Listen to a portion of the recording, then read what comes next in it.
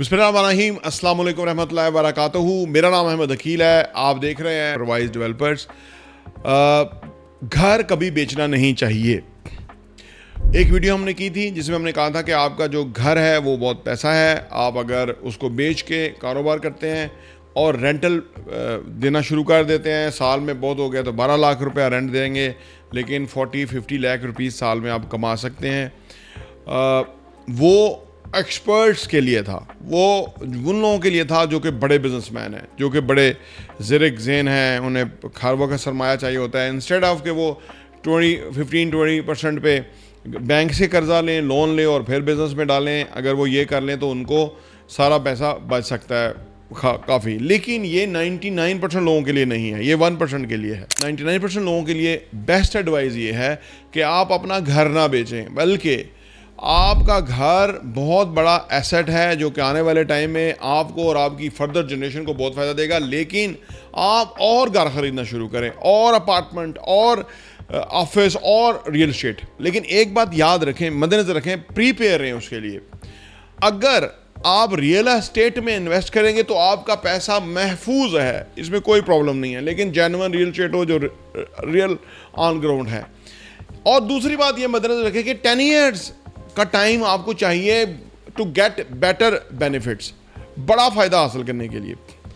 अगर real estate में problem ये होता है जब ये जिस तरह के रजीम चेंज करके मुल्क के हालात कर दिए गए तो लिक्विडिटी का प्रॉब्लम होता है।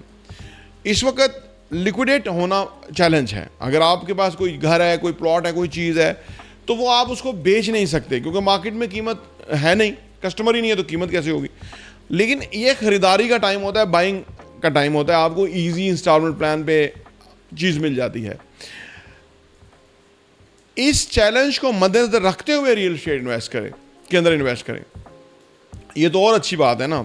जैसे हमने बचपन में आपने देखा होगा ना कि हमने वो एक रखा होता था, उसको हम गल्ला कहते थे।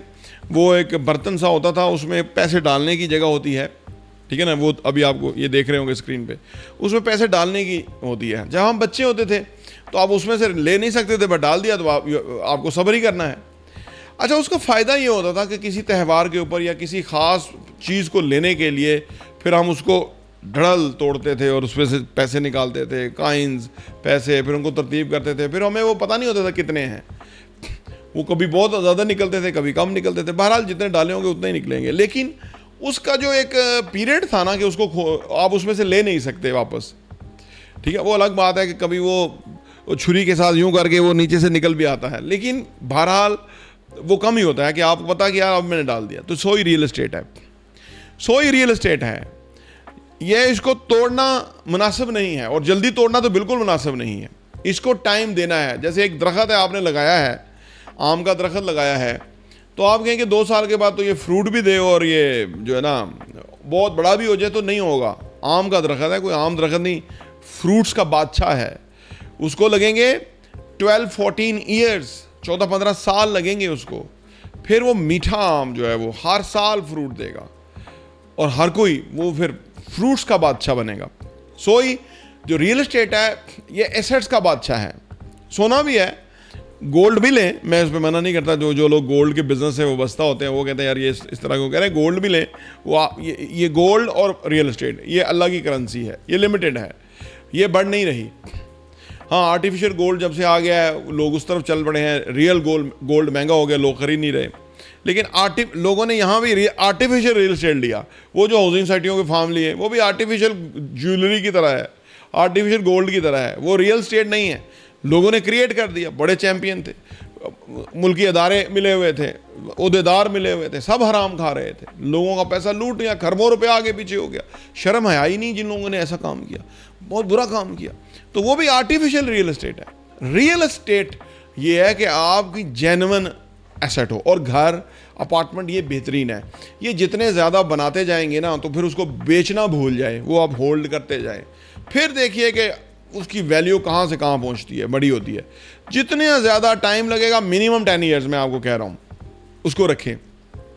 देखें, रियल एस्टेट में ना 2 तरह के लोग आते हैं हमारे पास। एक तो आते हैं जो कि बेसिकली उनका होता है कि यार हमारी चीज़ बन जाए और फिर रेंट आना शुरू हो जाए और फिर हमने बेचना नहीं, हमें क्या ज़रूरत है बेचने, बनाना है, बेचना तो नहीं है। कुछ लोग ऐसे भी आ जाते हैं कि जो कहते हैं कि जब हम इन्वेस्ट करेंगे शॉर्ट टाइम में हमें फ़ायदा होना चाहिए।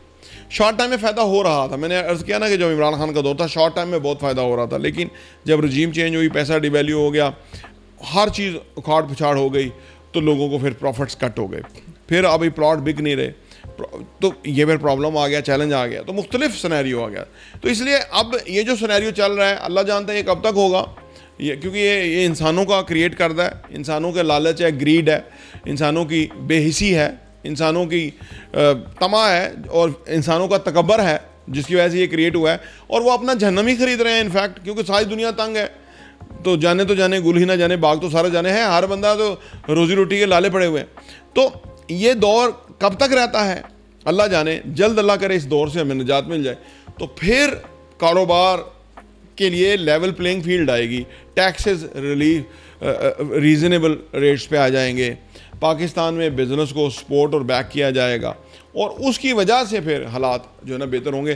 तो इसलिए आप जब भी ख़रीदें तो उसको 10 ईयर्स का मद्देनज़र रखें कि यार मैंने इतना अर्सा ख़रीदना है। मैं एक अरबपति अमेरिकन का इंटरव्यू सुन रहा था, उसको उसने पूछा कि भाई आप क्या समझते हो कि भाई किस में ज़्यादा फ़ायदा है अगर आप वेल्थ क्रिएट करनी है, वेल्थ इन्हेंस करनी है। तो उसने कहा कि मैं, जो चार्ली मैंगल है कोई वहाँ है, उसके साथ मैं बात कर रहा था, तो उसने कहा कि सबसे बेहतरीन इन्वेस्टमेंट जो, वो भी बहुत रिचेस्ट बंदा है वहाँ का, उसने कहा कि बेहतरीन इन्वेस्टमेंट रियल एस्टेट है, सेफेस्ट है, इसमें आपका प्रॉब्लम ही कोई नहीं है, सेफेस्ट है। लेकिन मैंने अर्ज़ किया ना कि जल्दी लिक्विडेट का प्रॉब्लम होता है, ये इसमें है रियल एस्टेट में। लेकिन अगर आप इसको लॉन्ग टर्म 10 ईयर्स के लिए रखेंगे ना, तो फिर तो आपको उसका समझ लो फ़ायदा ही फ़ायदा है, और बहुत वफर और बेहतरीन फ़ायदा है। आखिर में वो लोग कि जिनके पास असासे नहीं है, जो गरीब हैं, जो वेल्थ नहीं रखते, उनके लिए तो बेहतरीन है कि चुप करके एसेट्स बनाते जाएं, आगे बढ़ते जाएं, अपना जो भी कमाते हैं, 100 रुपया कमाते हैं, उसमें से अगर 50% इन्वेस्टमेंट करते जाएं, 50% में अपना इंतज़ाम चलाएं। और अगर उनकी आमदनी कम है तो फिर रेशो यही रखें, आमदनी को डबल करें, तो फिर आपका सिस्टम ही चल जाएगा और एसेट्स भी बन जाएंगे। फ़र्ज़ करें किसी के 2, 3, 4 बेटे हैं, फैमिली बड़ी है वगैरह है, तो कम से कम इतना इंतज़ाम होना चाहिए कि बेटी और बेटा हर एक के नाम का एक असासा कम से कम हो, 2 हो तो बहुत अच्छा है। उसको भी, उनको भी सिखाएं फाइनेंशियल एजुकेशन कि भाई फाइनेंशियल पैसे को हैंडल कैसे करना है, पैसा ग्रो कैसे करना है, पैसा चीज़ क्या है, पैसा एनर्जी क्या है, पैसे की रिक्वायरमेंट कहाँ कहाँ आती है, और आपको अखराजात और आमदनी में तवाज़न कैसे पैदा करना है, ये बुनियादी चीज़ें सिखाएं। और फिर उनको एसेट्स भी दें, सो दैट कि वो अपने अपने पोर्टफोलियो को फर्दर आगे लेके चलें और ज़िंदगी में खुशहाली उनको रहे। प्रोवाइस डेवलपर्स देखने का बहुत बहुत शुक्रिया।